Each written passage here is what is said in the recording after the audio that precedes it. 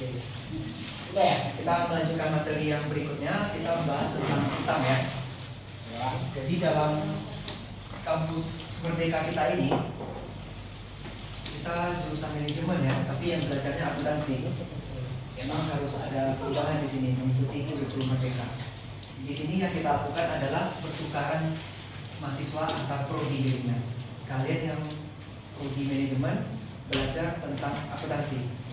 Nah, di topik kali ini kita akan membahas tentang utang. Kira-kira ada yang bisa jelaskan utang itu secara sederhana seperti apa? Silakan. Kewajiban yang harus dibayar perusahaan. Yang kewajiban harus dibayar perusahaan. Oke. Jadi kewajiban itu kalau di dalam neraca laporan keuangan terbagi dua ya. Lancar sama yang jangka panjang. Lancar dan jangka panjang untuk membedakannya cukup satu cara. Lebih dari setahun atau kurang dari setahun.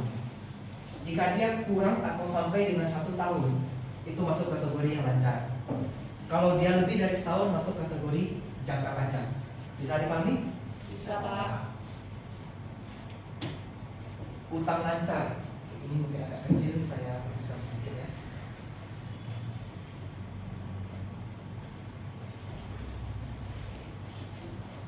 Accounts payable. Accounts payable itu adalah utang-utang yang memang sifatnya di bawah 1 tahun.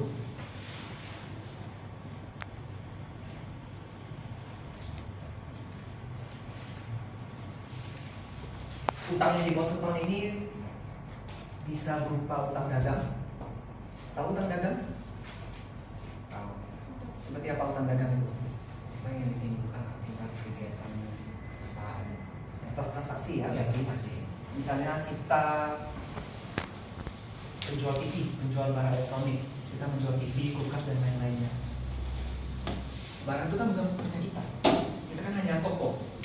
Kita beli dari orang kan? Ya. Kita beli dari orang itu tentu kita biasanya tidak langsung bayar. Jadi kita berutang dulu. Itu dikatakan utang dagang. Dan biasanya akan dibayar kalau barang itu sudah terjual, kita terima uang, baru kita bayar kepada supplier. Jangka waktu tempo biasanya berapa? 30 hari kan? Kalau yang buka toko biasanya 30 hari itu jangka waktu pembayarannya. Kalau di kita utang, di tempat mereka namanya piutang kan? Iya. Ingat waktu kita bahas piutang? N/30 itu? Iya. Nah, di situ dia. Kebalikannya nih dengan piutang, karena tergantung transaksi kita. Berikutnya ada yang namanya notes payable. Notes payable itu bisa dikatakan sebagai surat utang. Surat utang. Kita mau menambah modal perusahaan nih, tapi sayangnya kita kekurangan uang. Caranya gimana? Kita terbitkan notes payable. Terbitin surat utang, ada orang mau beli, nanti kita menerima uang dong. Konsekuensinya adalah kita harus membayar bunga kepada mereka. Bunganya berapa? Itu yang nanti akan kita atur di dalam suatu surat perjanjian. Surat perjanjian itu namanya promise. Saya tuliskan biar tidak pusing ya. Waktu kalian dulu SMA sampai SMK pernah dengar istilah promise? Tidak, Pak. Promise itu surat utang ya, surat yang menyatakan kalau kita memiliki utang terhadap seseorang. Di dalam surat utang promise itu tercantum apa? Yang jelas nama masing-masing ada ya. Berikutnya jumlah pinjaman dana. Tentu dong harus dijelaskan berapa yang kita pinjam. Kemudian bunga atau tarif atau rate. Bunganya berapa persen? Misalnya 5% per tahun. Ada apa lagi? Jangka waktu. Kita berhutang sebanyak 100 juta rupiah selama berapa tahun? Kalau 5 tahun, berarti tiap tahun harus bayar 20 juta kan beserta bunganya. Umumnya sih ini yang wajib harus dijelaskan. Kemudian syaratnya ya. cara pelunasannya seperti apa. Bisa dipahami untuk notes payable atau surat promise? Oke, lanjut. Berikutnya dividends payable. Dividen. Ada yang tahu dividen? Silakan. Keuntungan yang diterima oleh para investor yang telah menanamkan modal. Ya, betul. Jadi investor kalau menanam modal di perusahaan, tentu dia mengharapkan imbal hasil kan? Yaitu dalam bentuk dividen salah satunya.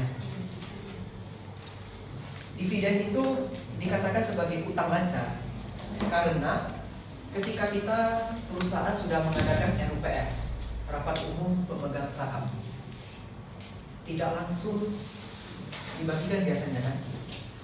Biasanya sudah rapat, kita umumkan dulu akan dibagikan dividen sebesar sekian rupiah per lembar pada tanggal 10 April misalnya. Jadi pada tanggal 10 April itu nanti dibagikan. RUPS-nya misalnya hari ini ya. Nah, dia dikatakan utang lancar karena dia tidak mungkin lebih dari setahun. Kan tidak mungkin kita bilang membagikan dividen sebesar 50 rupiah per lembar, tapi kita baginya 2 tahun kemudian. Enggak ya? Enggak seperti itu sistem kerja di perusahaan. Maka itu dikatakan sebagai utang lancar karena dia pasti akan dibayar dalam jangka waktu dekat. 6 bulan pun rasanya udah terlalu lama kalau untuk bagi dividen. Biasanya 2-3 bulan itu jangka waktu pembayarannya. Ada yang mau ditanyakan terkait dividen payable? Atau promise atau yang lain?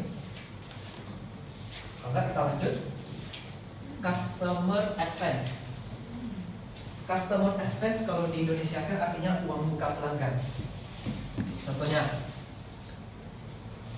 saya menjual barang. Barangnya belum ada sama saya, tapi si Faber pengen beli sama saya barang itu, kulkasnya nih. Harga kulkasnya misalnya 5 juta. Saya belum punya barang, tapi Faber udah bayar ke saya DP sebesar 3 juta. 3 juta itu saya belum boleh akui sebagai pendapatan. Kenapa? Ayo, kenapa? Belum terjadi transaksi penjualan. Kalau transaksi sudah, tapi kalau transaksi penjualan memang belum. Jadi kalau di akuntansi cara mencatatnya, saya mencatat kas terlebih dahulu. Kemudian uang muka pelanggan sebesar 3 juta.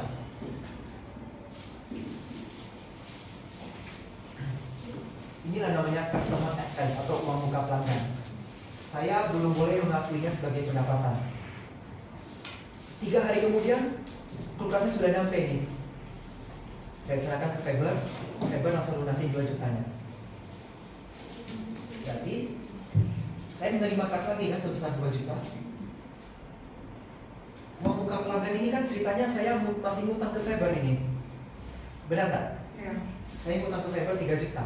Tapi karena sudah saya bawa kulkasnya, sudah saya antar ke rumahnya, uang muka pelanggan akan kita hapus. Caranya, kita debitkan transaksi uang muka pelanggan ini. Sebelumnya kan dia di kredit posisinya, kita pindahin ke debit. Otomatis debit 3 juta, kredit 3 juta habis kan? Jadi 0. Sekarang kita udah terima juga uang 2 juta. Barulah kita akui sebagai penjualan sebesar 5 juta. Bisa dipahami prosedurnya untuk customer advance ini? Atau uang muka pelanggan? Atau kalau bahasa sehari-harinya kita sebut DP, down payment. Bisa dipahami? Bisa. Kemudian ada tax payable. Tax payable ini berarti utang pajak ya? Ya Pak. Kalau di materi yang saya kirim di Google Drive, itu tiap minggu saya update ya di sana. Itu sama tax payable-nya dibikin jadi 2, income tax payable dan sales tax payable. Ya mau dipisah mau digabung itu sebenarnya sama-sama utang pajak. Cuman kalau utang pajak yang sifatnya dari penjualan itu utang pajak yang sifatnya final kalau di Indonesia. Kalau yang income tax payable itu yang sifatnya non final. Itu nanti lebih dalamnya di materi akuntansi perpajakan. Di kurikulum Merdeka juga ada kan? Semester depan ini Ada Pak. akuntansi perpajakan ya. Udah belajar sampai mana tuh? Sampai BPH ada 1. baru sampai mau masuk PPh badan. PPh badan itu nanti masuk kategori income tax payable karena dia tidak langsung dibayar. Dia akan dibayar di bulan April paling lambat. Tapi di Desember harus dicatat dulu kan berapa kewajiban pajak yang harus kita bayar. Oke, bisa dipahami? Untuk tax payable. Kemudian ada employee related payable. Employee itu kan berarti sesuatu yang kaitan dengan karyawan. Ini pernah saya jelasin dulu waktu pertemuan paling awal ya. Masalah pengakuan pendapatan dan biaya. Match matching principle di prinsip akuntansi. Kalau kita mau mengakui biaya harus di periode yang sama dengan penjualan. Yang saya bikin contoh supir truk punya gaji Januari tapi dibayar di Februari, masih ingat? Masih. Itulah namanya employee related payable. Kita mencatat utang gajinya dulu di Januari, meskipun gajinya dibayar di Februari. Jadi ketika kita keluar uang di Februari, itu bukan untuk bayar beban gaji, tapi utang gaji Januari. Salah satu contoh employee related-nya itu utang gaji. Yang lain ada program pensiun, itu juga. Kemudian kewajiban imbalan pasca kerja, kalau misalnya ada karyawan yang berhenti, itu kan harus bayar pesangon untuk PHK ya. Itu juga masuk kategori employee related payable. Sampai di sini ada yang mau ditanyakan? Atau sudah cukup jelas? Oke. Berikutnya kita masuk di materi ini sudah cukup jelas sebenarnya ya. Ada contoh-contohnya juga. Nanti kalau ada yang kurang paham bisa kita lanjut melalui WA. Berikutnya utang jangka panjang. Tadi kan di slide kita lihat ada 3 lingkaran ya, yang ini lancar dan jangka panjang itu yang membentuk kewajiban di perusahaan. Lancar sudah kita bahas, kita sekarang masuk ke jangka panjang.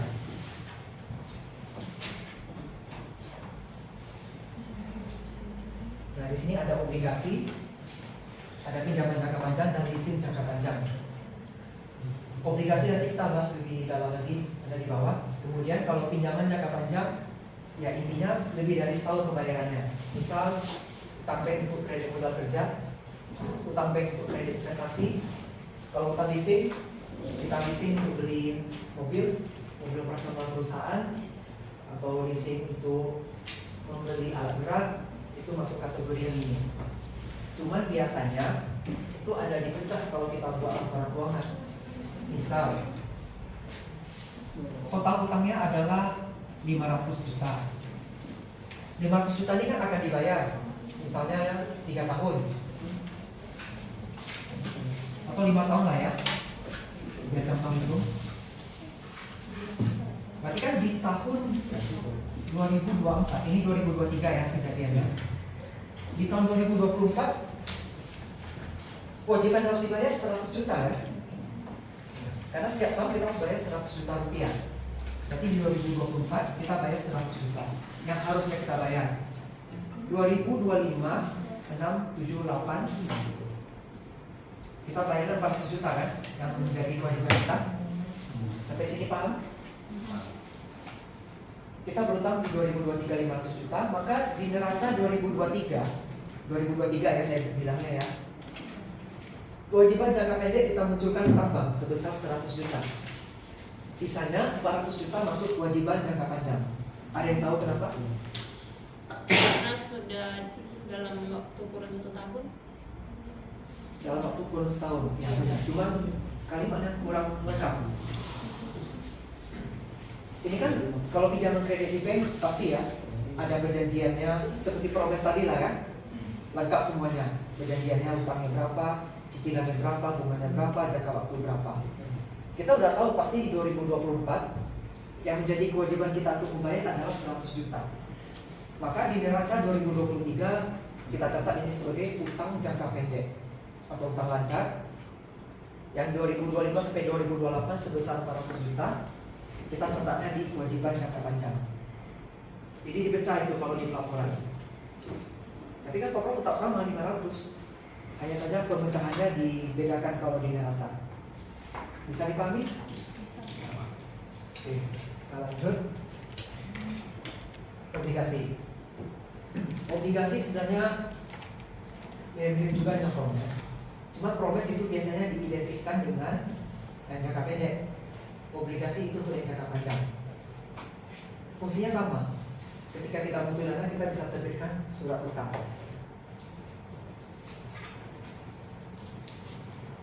Issuing bonds. Ini adalah bagaimana kita menerbitkan obligasi. Pertama, kita tentukan dulu jumlahnya. Saya perusahaan bergerak di bidang pertambangan. Saya ada ketemu kawasan, di situ banyak emas. Seru ya kalau banyak emas ya. Gimana caranya supaya saya bisa dapatkan emas ini dalam waktu cepat? Tentu saya butuh alat lebih banyak kan, alat yang lebih baru, alat yang lebih canggih, alat yang lebih kuat untuk menggali kan. Butuh dana kan? Kebetulan dari pemegang saham perusahaan kami nggak cukup dananya. Sudah dia kita terbitin surat utang. Kita butuh 5M. Udah kita tentukan jangka waktu dan tingkat bunganya. Rupanya sudah ada nih yang mau klik surat utang saya sebesar 5 miliar. Kita sepakati berapa lama jangka waktunya sama tingkat bunganya berapa persen. Biasanya tingkat bunga obligasi itu di atas deposito bank. Kenapa? Karena kalau deposito bank itu kan risikonya lebih rendah. Saya punya uang 5 miliar, saya letak di deposito. Bunga sekitar 3% lah atau 4%. Saya nggak perlu ngapa-ngapain kan? Uang saya pasti aman akan kembali. Tapi kalau saya 5 miliar itu saya jadikan obligasi, apakah perusahaan pertambangan ini yakin bisa sukses? Ada risiko kan? Resikonya kalau sempat ngadet bisnisnya atau rupanya yang dikatakan tumpukan itu adalah emas, pas digali rupanya nggak ada, rugi ya perusahaannya. Saya sebagai pembeli obligasi juga rugi. Makanya ada risiko. Dan risiko itu harus dicatat dalam prospektus. Prospektus itu mirip surat promes, ada jumlah pinjaman, bunga, bla bla blanya. Kemudian cantumkan risikonya apa? Risiko yang mungkin terjadi ketika dalam proses itu. Kalau misalnya kalian punya uang 5 miliar, kalian lebih pilih obligasi atau pilih deposito? Deposito ya, lebih aman kan? Tapi bunga kecil. Obligasi ini bisa 7-9%. Kalau mau dinego bisa sampai 12%. Kalau uangnya banyak. Semakin tinggi resiko, semakin tinggi imbal hasil yang diharapkan. High risk, high return. Pernah dengar istilah itu? Ini salah satu contoh untuk menggambarkannya. Kemudian setelah membuat prospektus, kita pemasaran obligasi, kita pasarkan, kita umumkan. Nah, kalau sudah ada yang beli, kita buat perjanjian obligasi. Perjanjian ini ya sama aja dengan yang promes tadi. Ada ketentuannya, jangka waktu, tingkat bunga dan lain-lainnya. Bisa dipahami cara penerbitan obligasi ini? Cara catat jurnalnya seperti ini.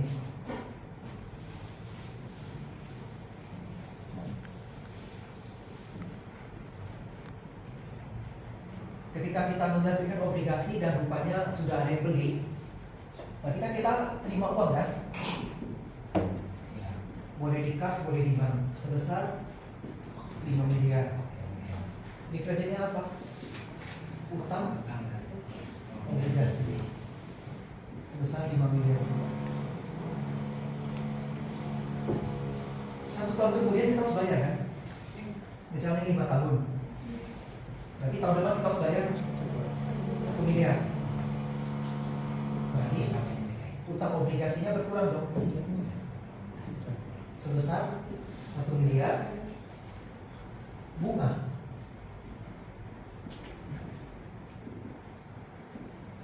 Bunga obligasi kalau bagi kita itu beban kan, tapi bagi yang membeli obligasi kita itu pendapatan mereka kan. Mereka sebutnya kupon. Kupon obligasi. Tahu kenapa disebut kupon? Dulu obligasi itu bentuknya seperti secari kertas seperti ini. Ada bawahnya seperti gini. Tahu kupon undian yang cabut-cabut itu? Ada 10 misalnya. Berarti 10 kali pembayaran. Ini kita cabut, ini kita tukar ke perusahaan. Perusahaan ganti pakai uang. Makanya disebut kupon. Jadi ini hanya penamaan aja ya. Mau sebut kupon, mau sebut bunga itu sama, nggak apa-apa. Saya cuma cerita sejarahnya aja. Katakan bunganya 5% dari 1 miliar. 5% boleh nggak? 5 miliar 550 juta dong. Iya. Dari perusahaan akan keluar kas atau bank sebesar 1 miliar 50 juta rupiah. Ini cara mencatat jurnal saat di awal penerbitan obligasi. Ini saat membayar obligasi tahun pertama. Terus suku bunganya di mana? Suku bunga itu ada yang tetap, ada yang fluktuatif. Kalau kita lihat di sini ada tingkat bunga atau interest rate. Dikatakan sini ada yang fix tetap, ada juga yang berubah atau fluktuatif. Jadi itu nanti tergantung kondisi keadaan pasar ya. Bisa dipahami terkait obligasi ini? Atau masih ada yang bingung? Bisa semua? Bisa.